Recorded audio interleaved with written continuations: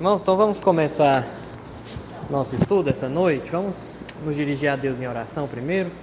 Agradecer a Deus pela oportunidade de aprender da palavra dele. Senhor Deus e Pai, nós queremos agradecer por cada irmão aqui presente, que se dispôs a vir e aprender um pouco mais da Tua palavra, Pai. Nós queremos agradecer, ó Deus, por essa bela oportunidade que temos de acessar livremente a Tua palavra, de ouvir a Tua palavra sem restrições. Te agradecemos, ó Deus, pela oportunidade de sermos o corpo do Senhor, a igreja de Jesus Cristo, Pai. E oramos, ó Deus, também pelas nossas famílias. O objetivo de estarmos aqui é aprendermos sobre como a Tua palavra tem instruções para as nossas famílias, orar por elas e desejar que andemos no caminho do Senhor, Pai. Que a Tua palavra agora nessa noite seja lâmpada para os nossos pés e luz para o nosso caminho e nos ilumine, ó Deus, a viver nesse mundo cheio de coisas, cheio de barreiras, cheio de oposição à Tua palavra também, Pai. Essa é a nossa oração, no nome do Teu Filho amado Jesus Cristo. Amém. Então, só para sintonizar todo mundo, nós temos caminhado aqui no livro de Gênesis, exposto o livro de Gênesis, já observamos alguns elementos aqui do capítulo 1, do capítulo 2, o 3, o 4 e o 5. O objetivo não é fazer uma exposição seriada em cada texto, cada versículo, mas o objetivo é olhar como o livro de Gênesis trabalha muitos assuntos relativos à família. E aí, na semana passada, a gente contrastou e observou a diferença que a palavra de Deus apresenta sobre duas linhagens diferentes. A linhagem de Sete e a linhagem de Caim. A gente viu bem a linhagem de Caim, de que ela é uma descendência que se opõe a Deus veementemente. Ela, de fato, ela quer mostrar como ela tenta ser independente de Deus. E a linhagem de Sete é a linhagem que começa a invocar o nome do Senhor. E nela a gente observou, e foi o que a gente falou mais na semana passada, sobre como é uma família que vive invocando o nome do Senhor. Como ela vive os seus ciclos completos de vida, como ela responde ao Senhor. E aí tem modelos que não são modelos que muitas vezes a gente esperaria de uma família. No sentido de, a gente gosta de falar que tem algum fulano que prosperou na vida, que produziu isso, que fez aquilo, mas na semente da família que invoca o Senhor, os destaques que a Bíblia dá são aqueles que andam com Deus. O primeiro foi Enoque, ao ponto de ele andar tanto com Deus que ele foi levado, não passou pela experiência da morte. E o outro é Noé, que é onde a gente vai continuar falando hoje, sobre a vida de Noé. A gente vai ver 3 capítulos seguidos aqui, porque, como eu disse, o nosso objetivo, o foco é ver a família da aliança como um todo. Então a gente vai começar no capítulo 6, vai terminar lá no capítulo 9, para a gente observar como a história de Noé também tem ensinamentos valiosos para a nossa vida. E pensando no que a gente tem observado aqui sobre família da aliança, a gente observar essas instruções da palavra de Deus para as nossas famílias, para uma família que verdadeiramente honre a Deus. Então vamos começando aqui. O tema justamente é esse, Noé e uma vida de legado. Antes da gente ler o texto, eu tenho uma perguntinha que eu queria ouvir vocês. Qual legado, assim, que você se lembra? 6. Gênesis 6. Qual legado seus pais ou avós, alguém que já deixou essa vida, deixou para você, assim, que você se lembra? Meus avós é a fé no Senhor. Uhum.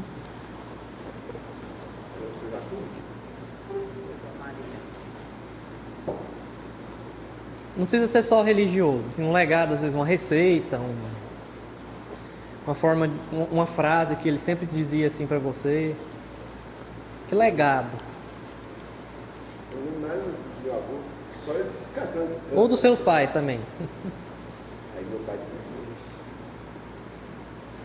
Um legado assim que fica marcado na sua vida. Meu pai, o caráter dele, né? Caráter, Honestidade, meu pai. honestidade. Honestidade. Mas uma das coisas que eu observava muito, que até Davi também tinha isso, é a constância na igreja. Uhum. Assim, porque hoje tem assim, muitas pessoas vão na escola dominical e já não vão no culto. Uhum. Tem muito público diferente, né? E meu pai era todas as programações da igreja, meu pai estava presente. Uhum. Minhas Então, a constância na vida da igreja. São excelentes legados. Isso é uma coisa muito importante. Agora, vocês, que eu acredito que são todos pais, que legado vocês pensam que vocês vão deixar para o filho de vocês? Ou para a família, de um modo geral. Às vezes você não tem um filho, mas... que legado. Aí não precisa pensar, não precisa verbalizar, mas reflita. Hã? Vocês lembram de coisas boas dos pais de vocês, glória a Deus. Talvez muitos aqui não teriam bons legados dos pais aqui. A gente vai ver justamente de um homem, como a gente vai falar sobre Noé, de um homem que deixou aqui bastante legado e que carrega coisas importantes. Vamos começar lá para a gente observar em Gênesis 6, lá no versículo 1, que diz assim: como se foram multiplicando os homens na terra, eles nasceram filhas. Vendo os filhos de Deus que as filhas dos homens eram formosas, tomaram para si mulheres, as que entre todas mais lhe agradaram. Então disse o Senhor: o meu espírito não agirá para sempre no homem, pois este é carnal, e os seus dias serão 120 anos. Ora, naquele tempo havia gigantes na terra, e também depois, quando os filhos de Deus possuíram as filhas dos homens, as quais lhe deram filhos. Estes foram valentes, varões de renome na antiguidade. Viu o Senhor que a maldade do homem se havia multiplicado na terra, e que era continuamente mal todo o desígnio do seu coração.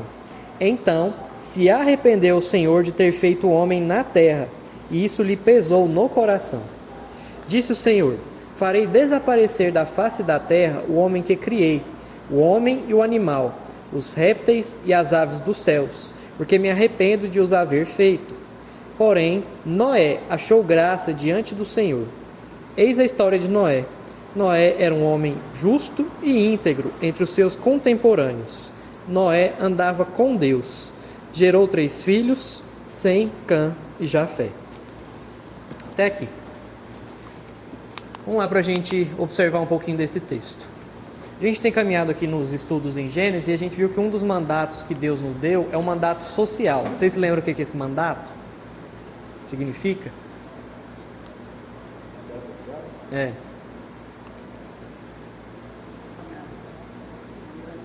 Tem o mandato espiritual, o mandato cultural e o social. O social era a maneira que eles precisavam viver. Tem a ver, mas é mais específico. Bem que desenho você fez, né? É, aquele desenho. Deus com os homens. Qual que é a ordenança que Deus dá para Adão e Eva? Uma delas assim, diretamente envolvia os dois. Que ele tinha que o quê? Crescer e multiplicar. O mandato social é o quê? O relacionamento um com o outro e o crescimento e a multiplicação. Então, o homem foi feito para que ele se relacione, para que ele crie semelhantes a ele, para que ele gere descendentes. E o texto aqui em Gênesis começa justamente mostrando que deu certo isso. Como se foram multiplicando os homens na terra. O texto começa mostrando que o mandato social de fato continuou. O homem pecou, mas Deus não tirou do homem a possibilidade de o quê? Gerar descendente. Gerar alguém à semelhança dele. Gerar filhos e filhas. Só que isso não implicou em bênção para a terra diretamente. O texto está dizendo aí, como foram avançando os homens, multiplicando os homens na terra, lhe nasceram filhas. Vendo os filhos de Deus que as filhas dos homens eram formosas, tomaram para si as mulheres as que entre todas mais lhe agradaram. O que vocês entendem disso aí?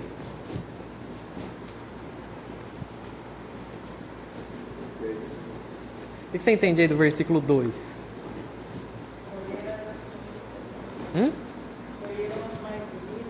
Tem a ver.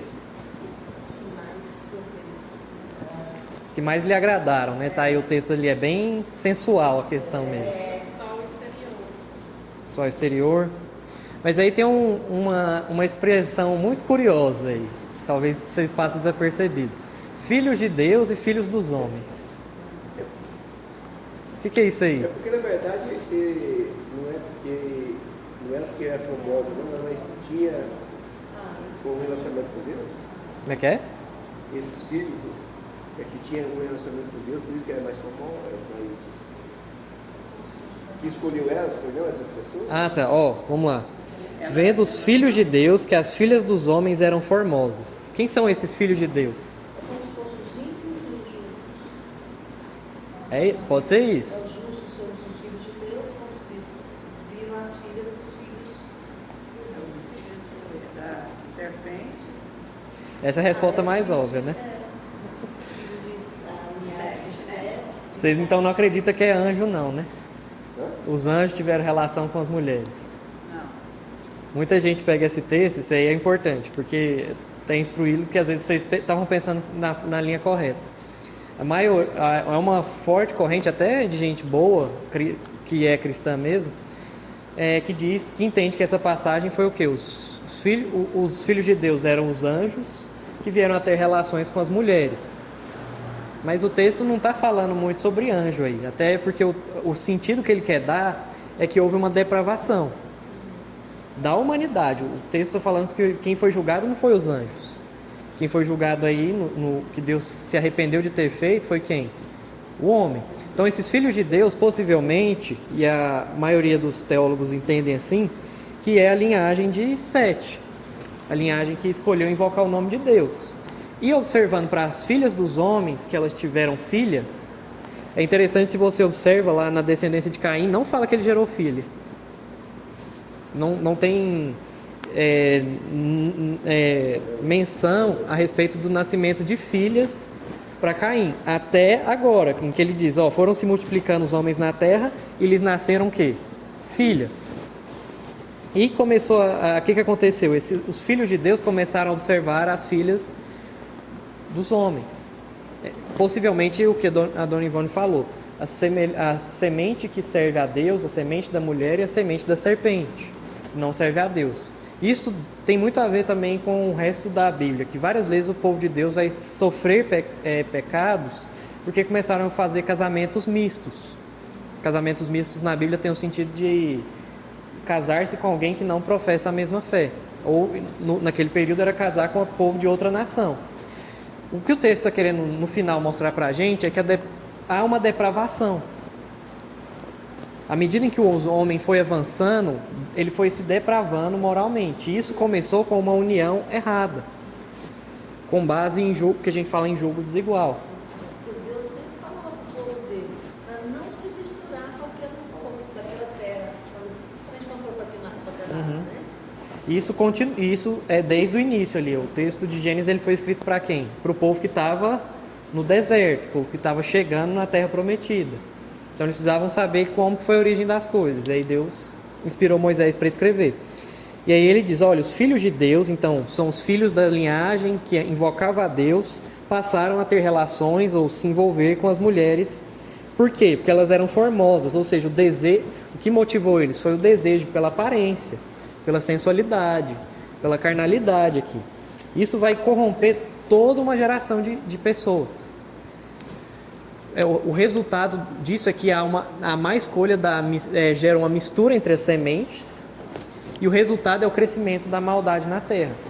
O primeiro ponto que a gente precisa entender aqui dessa história que tem a ver com famílias.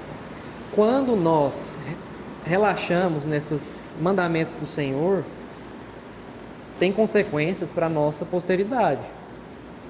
Tem consequências para as nossas próprias famílias. Por exemplo, se você é pai e deixou e percebe assim que seus filhos têm inclinações por pessoas que não professam a mesma fé, há um sério risco de que a fé que você criou seu filho não continue.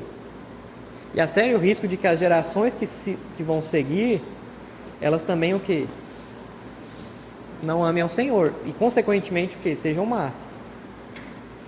E o que o texto quer nos mostrar é justamente isso. Olha, como eles fizeram isso, eles começaram a agir de acordo com o seu próprio instinto, com o seu próprio desejo de saciar a sua vontade. Isso criou uma geração de homens egoístas, de homens maus, de homens que não amavam a Deus. Mas o texto vai mostrar, o Senhor então começa a agir. E ele falou, meu espírito não agirá para sempre no homem, pois este é carnal. Ou seja, este começou a viver as coisas de acordo com a vontade da carne. Então Deus já começa a aplicar um castigo, dizendo, meu espírito, ou seja, o que promove a vida, o sentido de espírito aqui, embora esteja com E maiúsculo, o que dá vida ao ser humano é o que? O Espírito Santo de Deus. É quem gera a vida.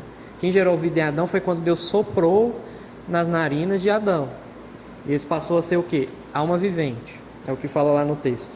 Então o homem, Deus começa a intervir nessa história. E o que vocês acham então que significa esses seus dias serão 120 anos?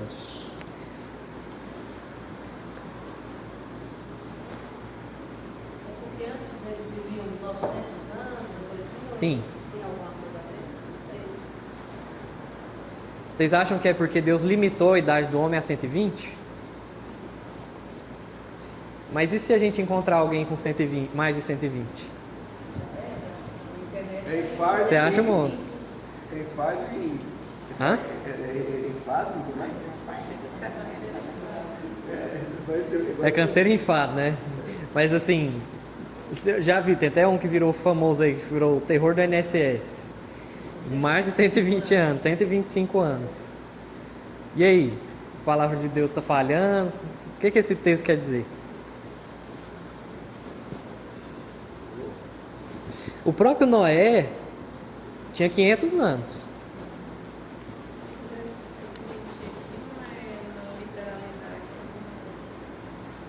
Como é que explica isso?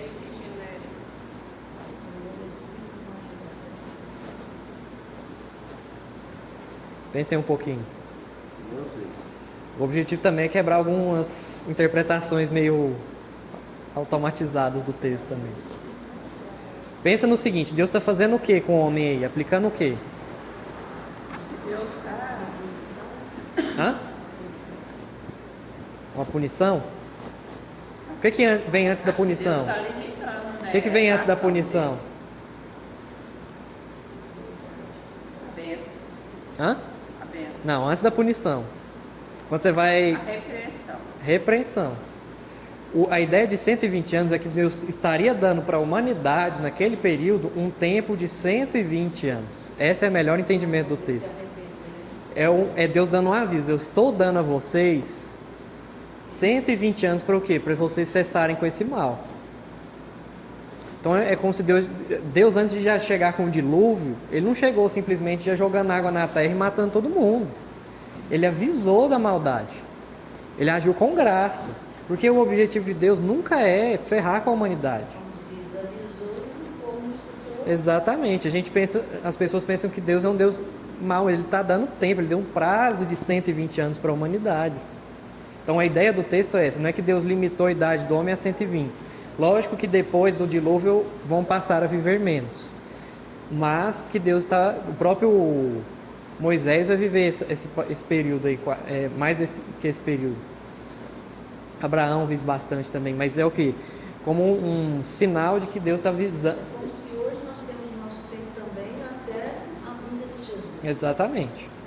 É como se hoje Deus também avisa. Como se diz, avisando. Hoje a igreja avisa, a Bíblia avisa. O mundo tem esse período até que ele voltará para julgar com fogo, que foi o que a gente viu lá no domingo com João Batista. Deus vem para aplicar seu fogo, ou seja, seu fogo consumidor. Então Deus avisou, 120 anos ali. E aí começa a dizer justamente que naquele tempo havia gigantes. Eu não quero entrar muito nesses méritos aqui, mas o que o texto quer dizer é que haviam homens heróis ali. Eram no sentido de heróis, de homens que tinham um grande poder. Essa é a melhor ideia aqui. Não é só homens de alta estatura, mas eram homens que faziam feitos heróicos nesse período. O que o texto quer mostrar é que nesse período o homem estava vivendo pelo quê? Pela sua própria vontade. Se a sua Bíblia tem divisãozinha em parágrafo, o versículo 5 aí, ele já muda. E aí, o resultado da maldade, ele tem uma divisão em parágrafo aí, e o texto diz que viu o Senhor que a maldade do homem se havia multiplicado. Ou seja, Deus ainda deu 120 anos para o homem, e o que aconteceu? A maldade aumentou. O homem se tornou ainda mais violento, mais mal em todo o desígnio do seu coração. Ou seja, o homem estava totalmente...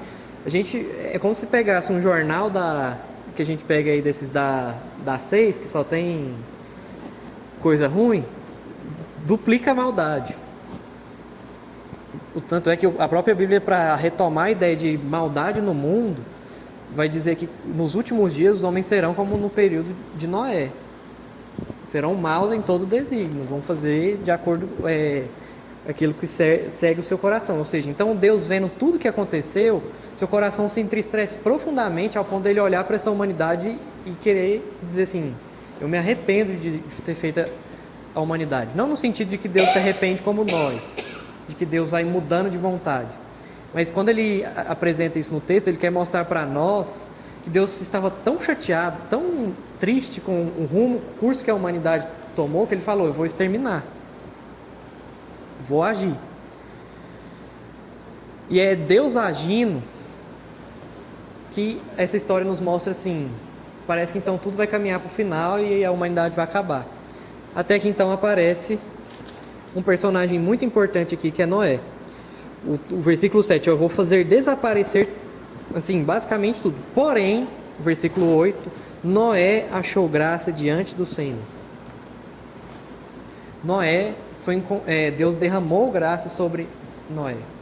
De todas as pessoas da terra, Deus derramou graça sobre Noé a ponto de que Noé começou a ter um caráter justo e bom.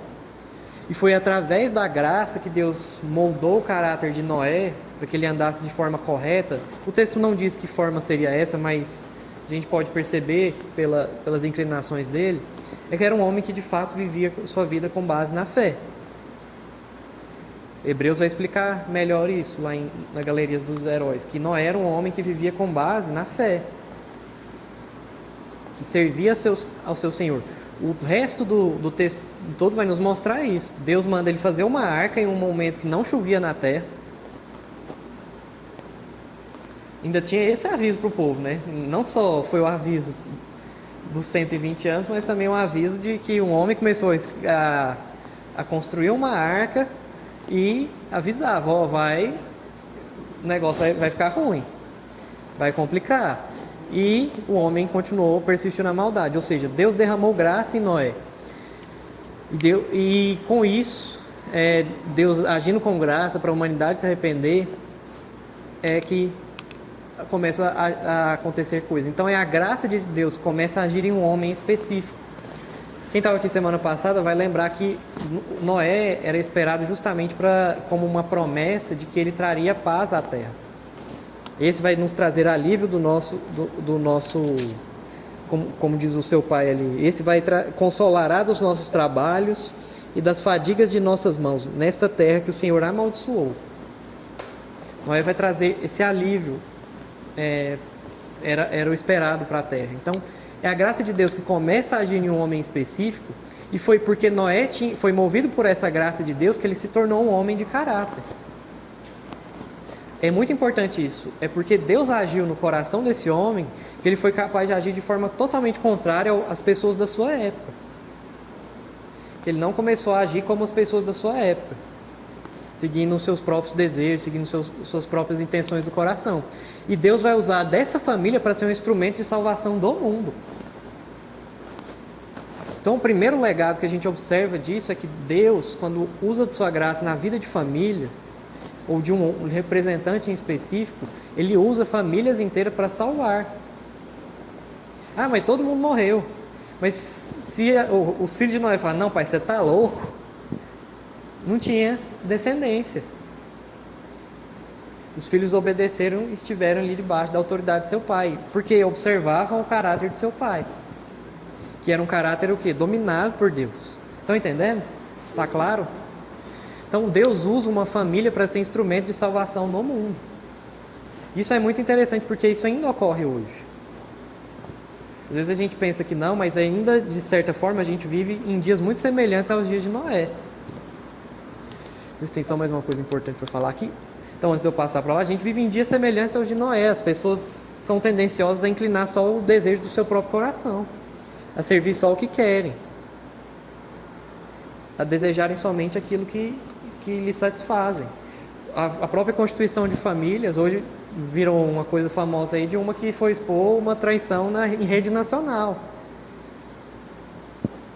Ou seja, o que o mundo diz é, se você foi traído, faça a outra pessoa se sentir pior ainda, ao invés de trabalhar com a ideia de perdão. O mundo ele trabalha com essa ideia de você é mais importante primeiro. E Noé, nesse período, ele mostrou o seu caráter a ponto de fazer toda a sua família começar nessa empreitada da arca. Eles construíram essa arca. Seguiram, e Deus deu medidas adequadas, ou seja, o texto mostra que Noé seguiu passo a passo o que a voz de Deus falava.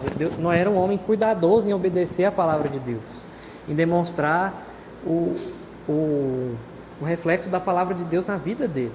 E aí a gente pode observar justamente que o primeiro legado que esse homem transmite a nós é um legado da graça. O que isso quer dizer? Que o princípio para nós é que um homem cheio da graça de Deus deixa um legado de graça que salva a sua família e outras pessoas. E às vezes a gente precisa se lembrar que antes da gente ser uma pessoa de caráter, precisou primeiro um Deus gracioso. Você não é uma pessoa de caráter. Talvez comparável com outras pessoas, você é melhorzinho um pouquinho. Mas você sozinho, pela sua força, pelo seu mérito, não é uma pessoa de caráter. A diferença dos homens bíblicos, desses heróis, é que eles viviam debaixo do quê? Da graça de Deus. Entendiam a sua total necessidade de dependerem de Deus. Quando nós olhamos para esses homens como Noé, Daniel, que demonstram essa fé, a gente vê como é a vida de alguém que Deus fala assim, deixa eu tomar o controle dessa pessoa. Ela vai começar a viver do jeito que eu quero. Vai começar a me servir da forma como eu desejo. E vão ser capazes a contrariar todo um pensamento de uma época, que era a época dos gigantes. A época dos como diz aí, dos... como é que é o nome dos personagens aqui? Dos valentes, né? Que estavam ali na terra. Era a época daqueles que eram varões de renome na antiguidade. Que possivelmente, por que Moisés escolheu mostrar isso aqui? Possivelmente se ouviu mitos desses homens ali, que fizeram coisas ali naquele período. Tinha histórias assim, em que a Bíblia quer mostrar, de fato, houve esses homens, mas eles eram o quê? Maus. Afastados de Deus. Mas ali no meio desse período em que havia homens de renome, por seus feitos, por suas grandes empreitadas na humanidade, um se destacou diante de Deus. E aí o primeiro ponto que a gente precisa examinar aqui, pensando assim, o que isso significa para a minha vida? O que a história de Noé significa? É que o legado mais importante que você precisa deixar na sua família é um legado da graça de Deus. O que é a graça? O que quer dizer um legado da graça de Deus na sua família?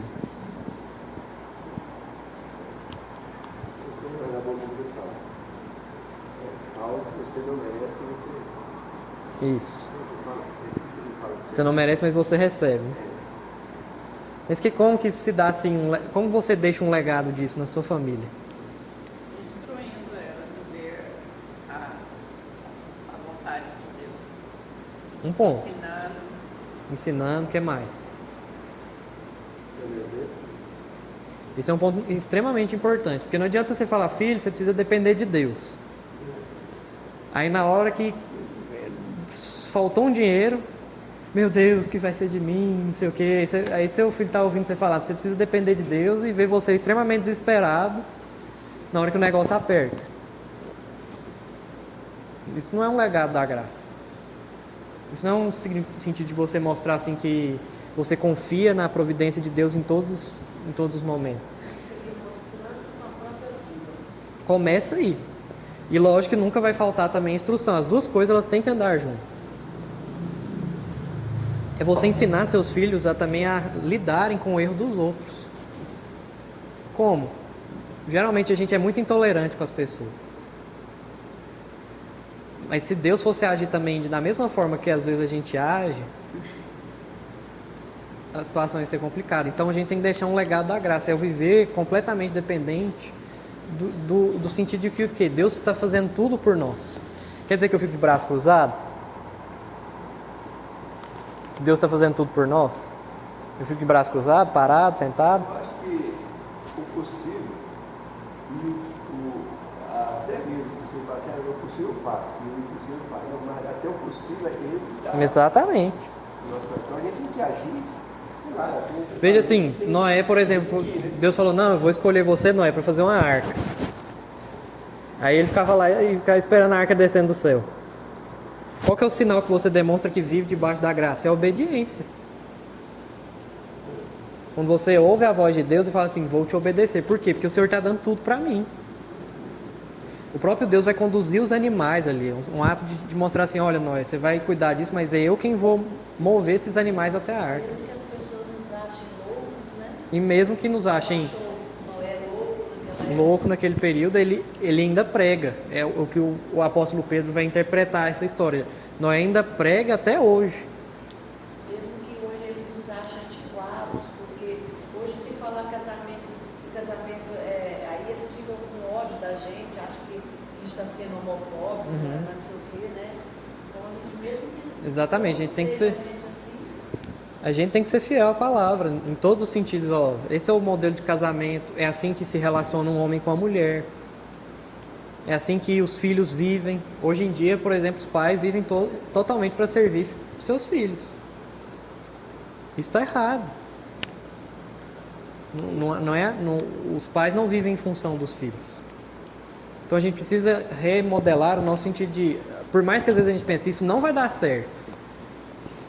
Ou isso parece que vai dar um monte de resultado errado. Vou ser ridicularizado, vou perder dinheiro, vou perder sucesso, nome de carreira. Mas o mais importante é o legado que a gente vive debaixo da graça de Deus. E o tempo inteiro o texto vai dizer, e Noé tinha 100 cães de Jafé. A história de Noé tem muito a ver com a influência que ele vai deixar para os seus filhos. E aí o texto vai desenrolar, a gente não vai examinar porque ele não foca tanto em questões familiares, mas mais no cuidado com a terra, como Deus vai preservar, e é o que a gente vai dizer de Noé, a aliança da preservação. Deus preserva a humanidade por meio da fé desse homem, por meio da graça que ele encontrou. Ou seja, foi encontrada em Noé a graça de Deus. Quando diz aí, Deus achou graça em Noé, é que Deus colocou a sua graça. Se o texto viesse antes, falando que existia um homem justo e íntegro e por isso Deus achou graça, ia ser por mérito de Noé. Mas o texto vem depois. O caráter dele é porque Deus achou graça nele. Deus derramou a graça dele. O favor imerecido. Ele aplicou isso na vida dele. Então isso é muito importante para você formar a sua família.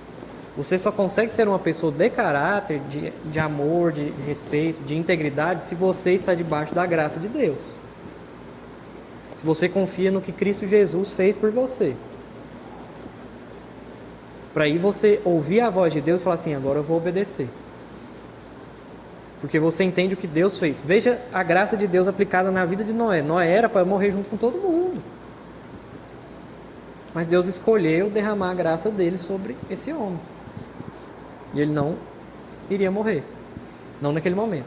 Então é assim, aí ele cuida, Deus age, tem toda a história do dilúvio, a água cai, as pessoas... o texto é bem enfático de dizer lá, não sobrou ninguém. Até os animais que não entraram na arca, não sobrou para contar a história. Morreu todo mundo. Mas Noé foi preservado ali. Só que também os grandes heróis, os grandes servos de Deus, vamos dizer assim, vamos usar assim, os servos de Deus, também fracassam. E a gente tem que pular para Gênesis 9.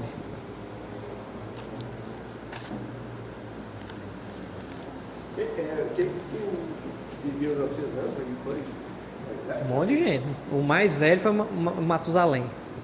Pois é, isso foi quanto? 900 e cabeça. Então, É porque teve vários que viveram 900, né? Mas Matusalém acho que foi 980. 980? Deixa eu olhar aqui só para não... Agora eu não lembro de cabeça. Todo bicho velho aí.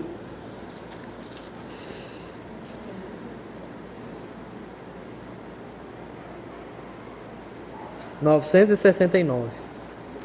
Foi o mais velho aqui. O homem mais velho que se tem notícia na história, né? Então a gente pula lá para o capítulo 9. O dilúvio baixou, as coisas ajeitaram. E aí lá no versículo 20, vamos começar do 20, acontece a seguinte história.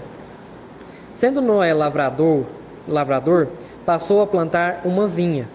Bebendo do vinho, embriagou-se e pôs nu dentro da sua tenda. Cã, pai de Canaã, vendo a nudez do pai, fê-lo saber fora a seus 2 irmãos. Então Sem e Jafé tomaram uma capa, puseram-na sobre os próprios ombros de ambos e andando de costas, rostos desviados, cobriram a nudez do pai sem que a vissem.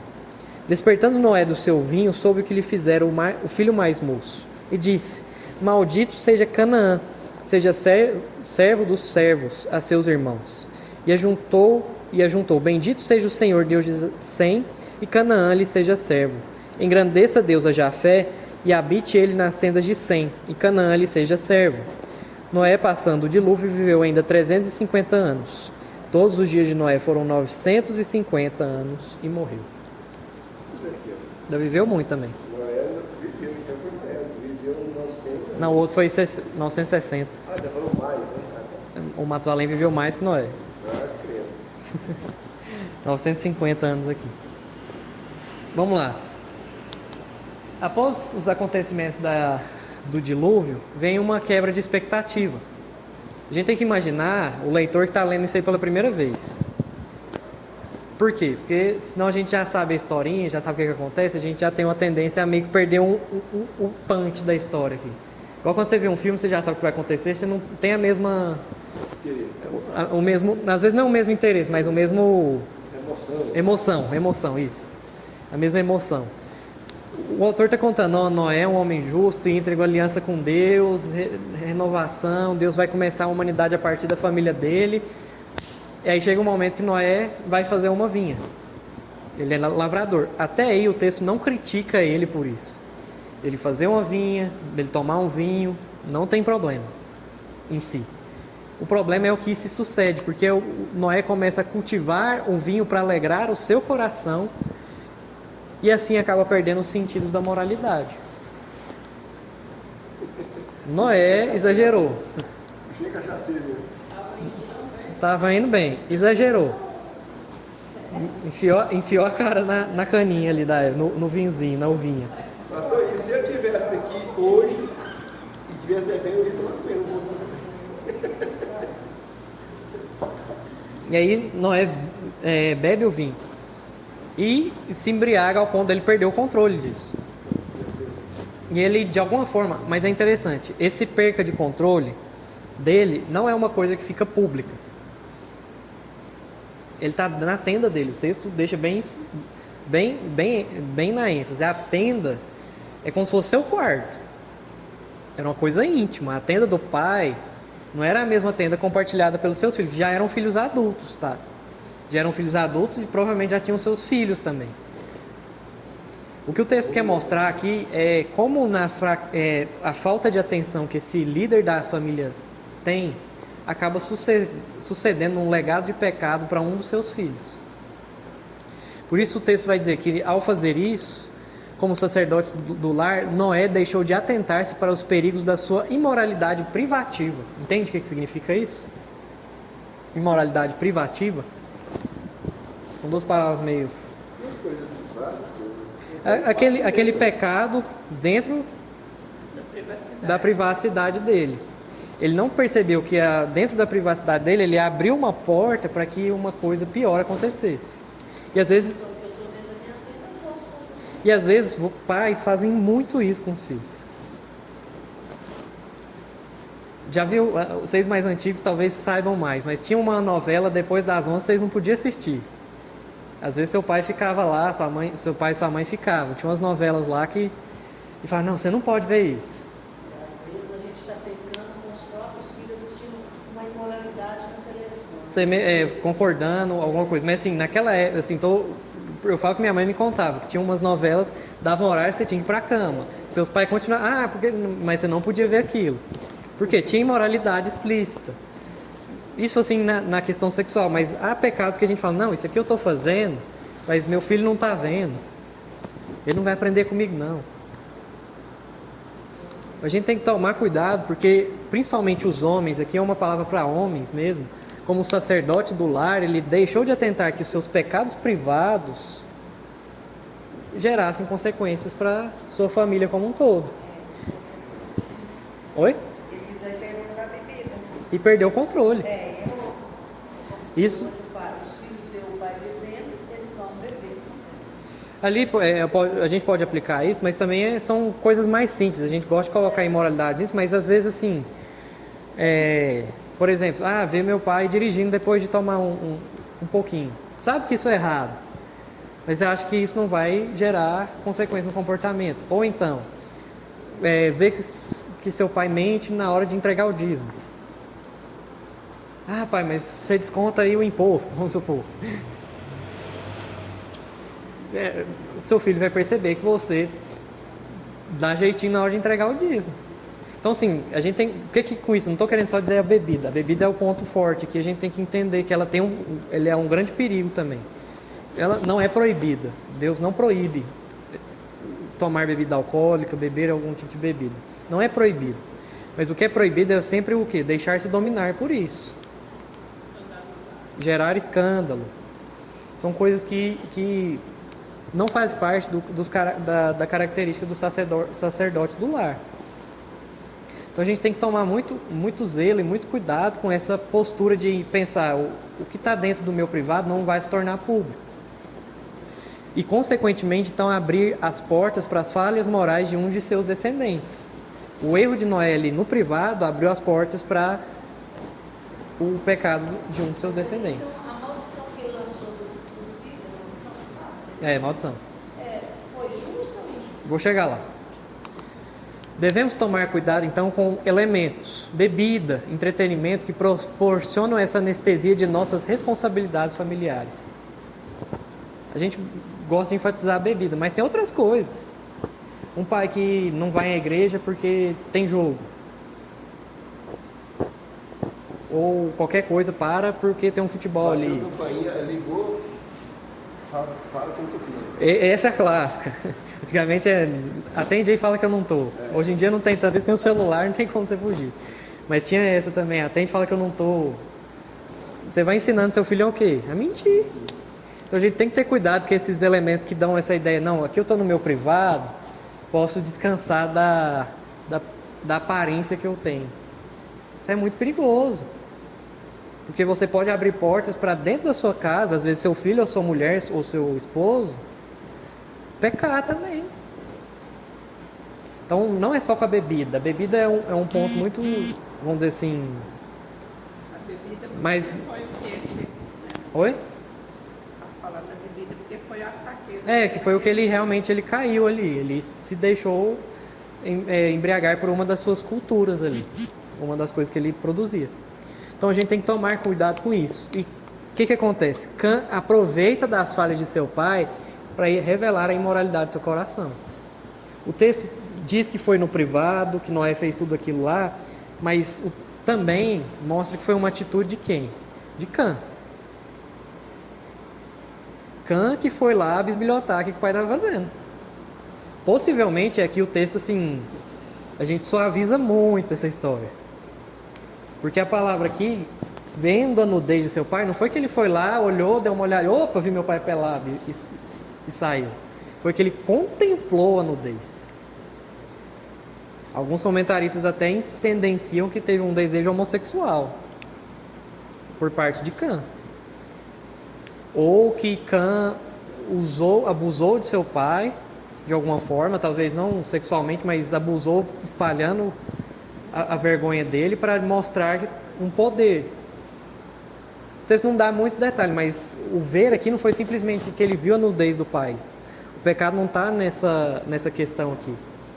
O pecado está na postura que Cã tem aqui de ser uma pessoa extremamente imoral. Então Cã ele aproveitou da oportunidade para envergonhar o seu pai e tornar o pecado do pai exposto. Ele poderia ter visto, sei lá, como se sucedeu, porque a história não dá detalhes, e coberto, calou, conversar com o pai e resolver depois. Mas não, ele expõe. E possivelmente o texto quer dar uma nuance sexual. Porque de alguma forma ele contemplou a nudez do pai e queria mostrar isso. Porque isso é uma coisa muito importante. A gente vê a homossexualidade de um jeito hoje, no passado ela revelava uma outra coisa. Um homem que dominava sexualmente outro homem mostrava que ele era o quê? Superior. Isso possivelmente existia já na mentalidade, na cultura da época. Não, na época não tinha tanto o que hoje tem, que é essa ideia de relacionamento, de igual para igual. Tinha relacionamentos sexuais entre homossexuais, mas era uma ideia de sempre assim, um ser um homem mais superior dominando o outro. Era essa a ideia da época. E possivelmente, de alguma forma, Cã torna a vergonha do pai exposta. Isso aí também tem muito a ver com a questão do julgamento, né? Que os pais. Eu vejo filhos que falam assim, mas você errou nisso. Uhum. Né? É um meio de julgar e escancarar.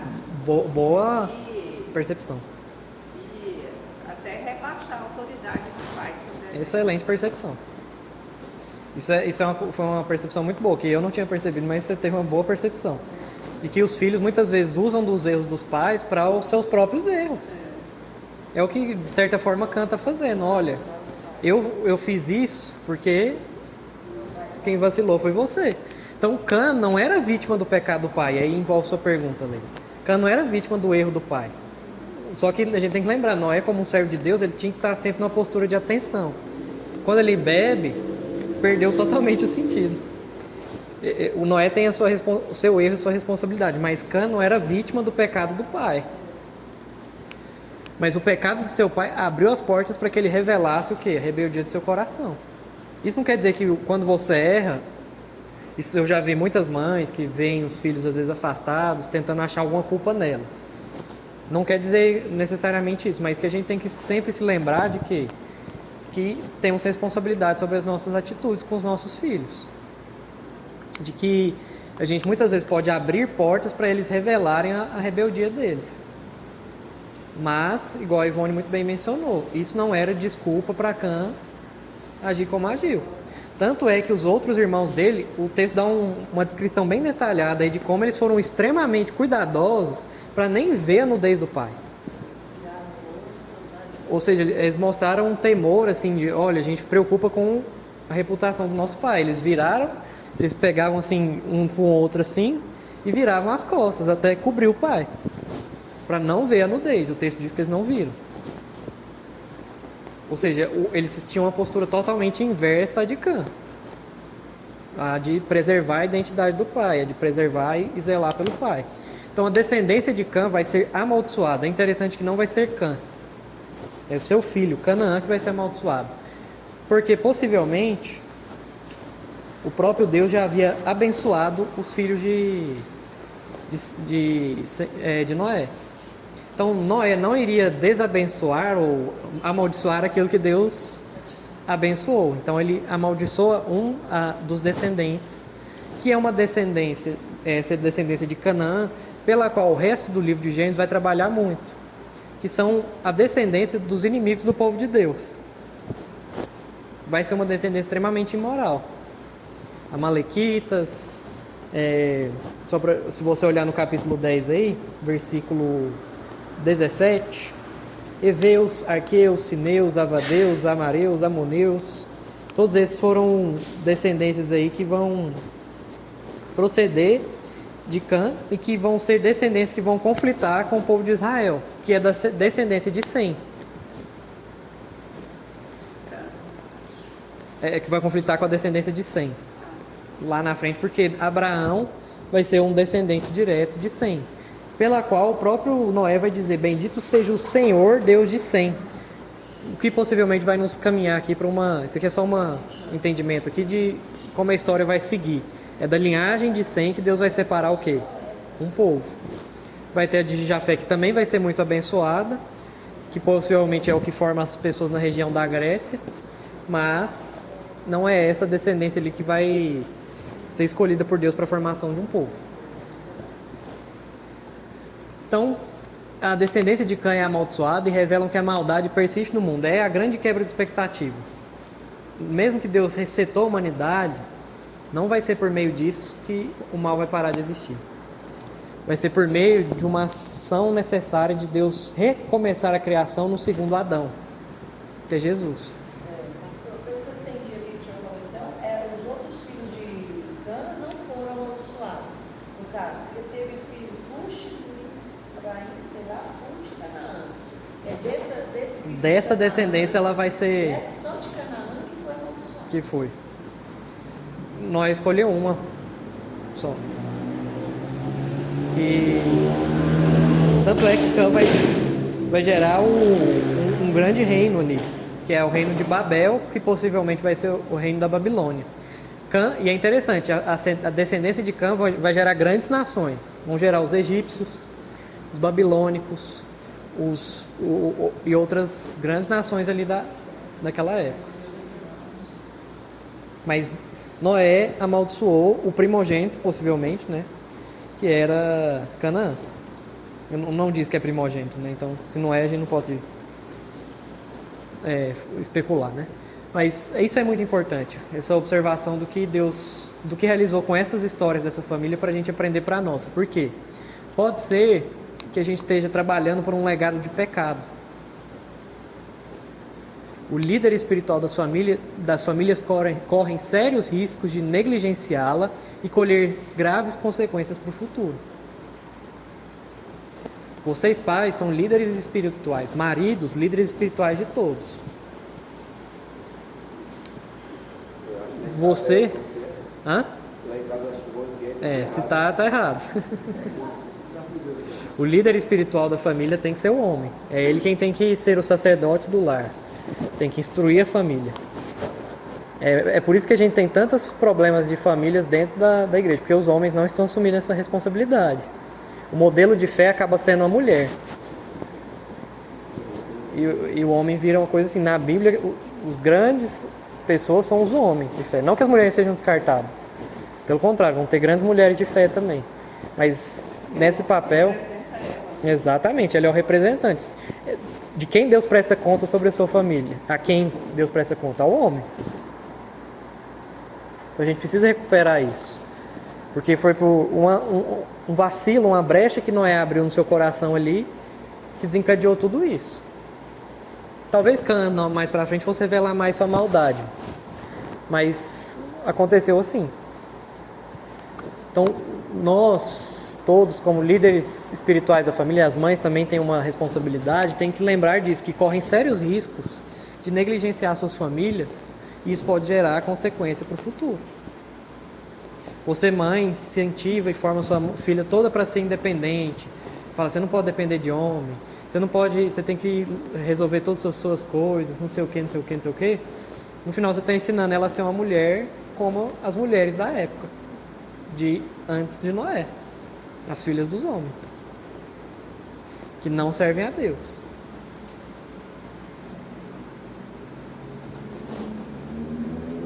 Isso é muito importante, porque a gente tem um legado de graça. Deus age, consegue nos formar. E quando vocês disseram que lembram de honestidade, caráter, boas coisas dos seus pais, foi porque Deus teve graça dos seus pais.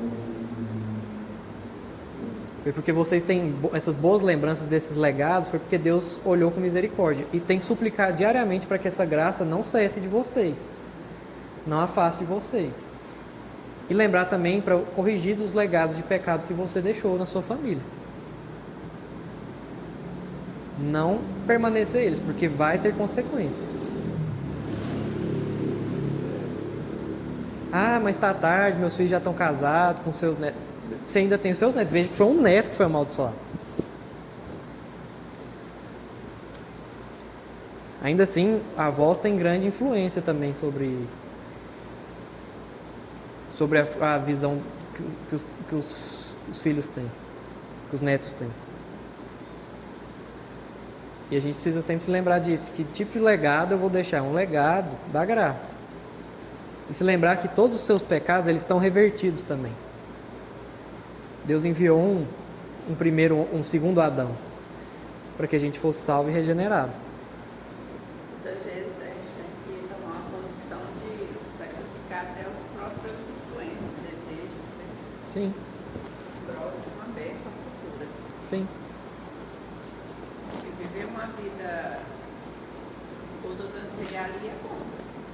Exatamente. Quem quer, né?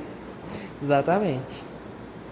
Às vezes a gente ensina, é o que eu sempre digo, às vezes a gente ensina os nossos filhos a ganharem o mundo, mas perderem a alma. Valoriza satisfazer todos os desejos deles, mas não formam eles para Cristo. E aí, depois a gente fica chorando, pastor, é porque não tinha isso na igreja. Quer ficar fazendo um papelzinho de Adão e Eva, mas é porque não tinha isso. Na igreja que o Senhor me colocou não tinha isso. Quer achar uma culpa que era nossa. Claro, talvez a igreja também tenha falhado, não vou tirar tudo isso, né? Mas a gente precisa entender isso. Esse legado de graça e de pecado, de restauração que a Bíblia nos dá. E que nós precisamos nos agarrar diariamente a isso. Vamos orar?